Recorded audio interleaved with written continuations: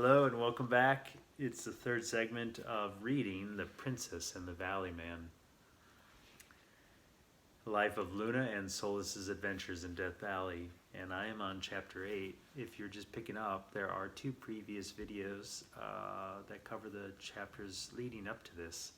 And just another update, I'm a preschool teacher during the day, and here I am reading to more kids around the world.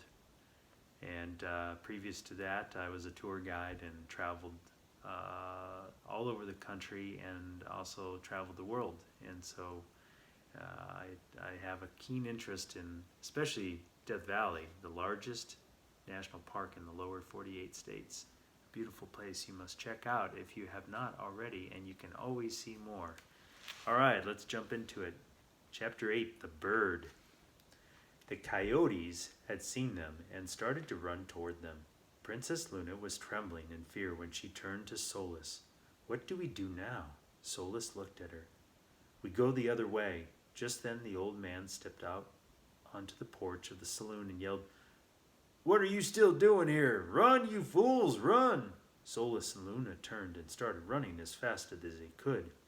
"We have to run faster, Luna," Solus panted. "The coyotes are getting closer." The coyotes were now just steps behind them. The sun was starting to set, and they were almost there. It was going to be close. Just as the sun set, they jumped and landed outside of the ghost town. They looked at each other and then looked back at the ghost town, just in time to see it disappear. "That was close," said Luna. "Yeah, a little too close," Solus said. Then they heard something behind them. They turned around, and behind them was a pack of coyotes. One of the coyotes stepped forward, and Luna noticed that he was limping a little bit. "Solus, I think this one is hurt. We should help him," Luna said. "I think you are right," Solus said. Just then the coyote sat down in front of Luna and lifted up his left front paw. Luna kneeled down and examined the coyote's paw. There was a large thorn embedded in it. Luna loved animals, and she had this extraordinary skill to sense their energy somehow. She held the coyote's paw and pulled out the thorn. The coyote then licked Luna all over her face, and then, to their amazement, the coyote said, "Thank you so much.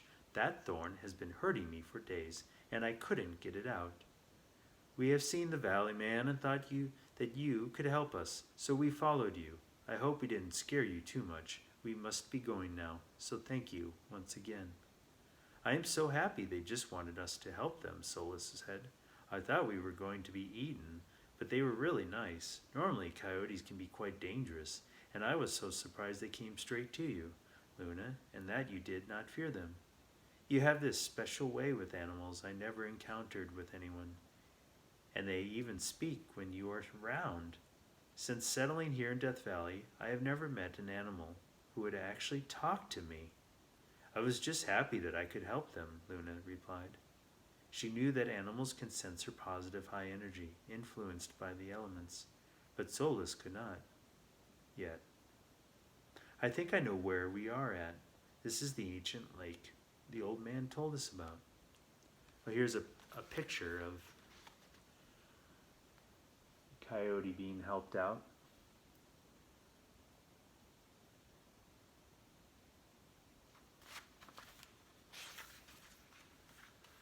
"But Solus, don't you think that this old man looked familiar somehow? I feel like I'd seen him before." "I think you are right," Solus said. "I felt the same, but I cannot put a finger on where I know him from." Solus looked around. "Look, there's a large rock out there, not too far from here. Maybe we should camp here next to the playa, because it is forbidden to camp on it, and then we will go to see it in the morning. You should know that rock formation is called the Grandstand, and it is a monolith." Early the next morning, they made their way out into the ancient lake bed to the Grandstand, and it was already starting to get hot. "We need to get to the mountains before it gets dark," Solus said. "There we can find food and shelter." The two of them started to walk toward the mountains in the distance, and after a few hours, Princess Luna asked, "How much farther is it going to be?" It does not look like we are getting any closer, and I need to sit down to rest for a minute. Okay, Solus said. Here, let's sit on these rocks and rest. He smiled with sparkles in his eyes. As the two of them sat down on the rocks, they noticed that the rocks seemed to shake a little bit. Did you feel that? Luna said. Yes, but what could it be? Just then, the rocks were sitting on started to move rather fast. Luna started to scream, but her scream quickly turned into hysterical laughter. This is fantastic! I know. If we keep going like this, we will get to the mountains in no time at all, Solus said. You knew about it, Solus? You knew about the moving rocks, and you wanted me to get surprised with it here, Luna laughed. Here's the picture.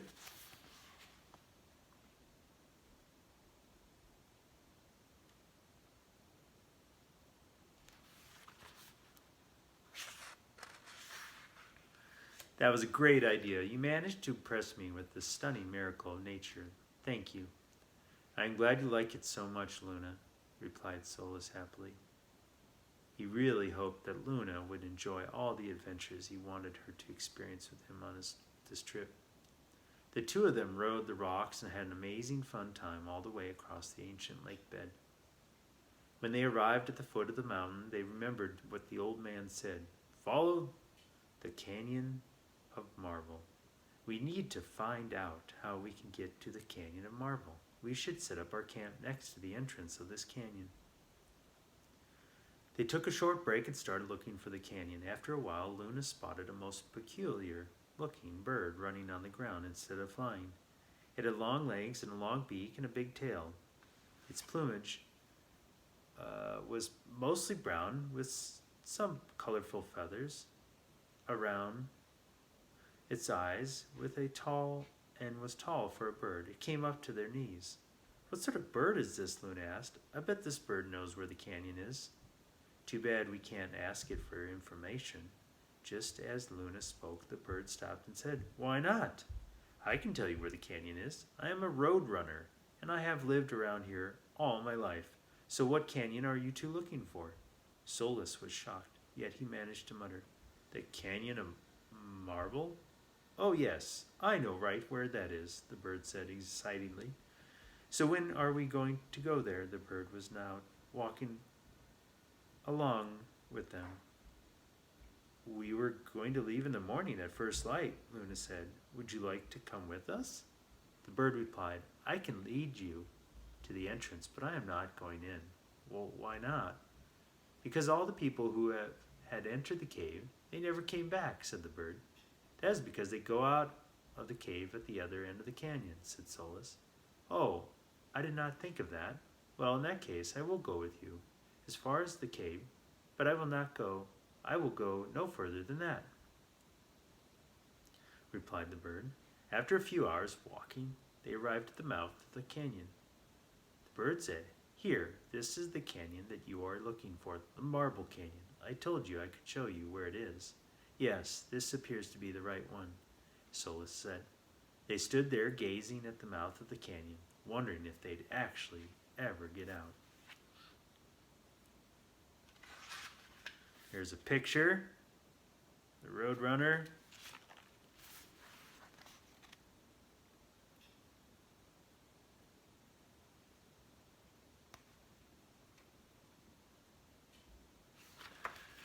Chapter 9, The Canyon of Marble. We will make camp here for the night and get a fresh start in the morning at sunrise, Solus said. We need to find water and food for tonight and take with us into the canyon. Luna, maybe you can take this bird to get some water. I will get us some food. That night, the three of them sat around the campfire and had a wonderful time telling one another stories of home and their adventures of traveling. Luna also asked the bird, Why have you not introduced yourself to us yet? We still do not know your name. The bird revealed the secret to them. I did not, because I have no name. Luna felt sad. Do you mind if we give you a name?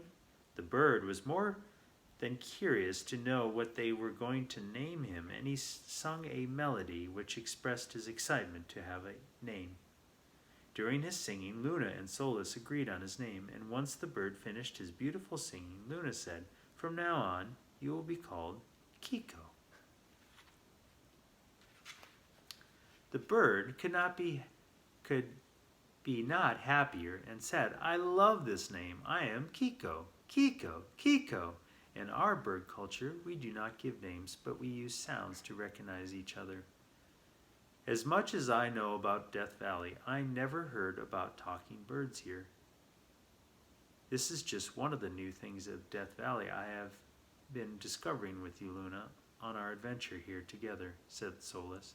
Luna looked at him, smiling, and said, "What an exciting adventure we are having, and it is not over yet." Kiko said, "I want to sing you a song that my mom always sang to me to help me sleep." He started to sing, and it was so beautiful that Solus and Princess Luna fell asleep right away. His song sounded like a mysterious lullaby, and soon they were all dreaming of happy times. They woke up early and the next morning at the mouth of the canyon, ready to start their journey. Luna, however, noticed that Kiko was still sleeping. "I better go and wake up our new friend. It is strange he is still asleep when he, as a bird, should be the first to wake up," said Luna. As she reached down and started to shake Kiko to wake him up, she noticed that he felt unusually cold. "Solus, come quick. I think there is something wrong with Kiko. He's very cold and I am worried that something bad might have happened to him during the night." Just then Kiko jumped up and was ready to go. Luna looked at him, still worried. "Are you feeling okay, Kiko? You felt so cold." Kiko replied, running around, "Oh yes, I'm feeling great and ready for our adventure. You see, us roadrunners can lower our body temperature slightly, going into a slight torpor during the cold desert nights to help us save our energy.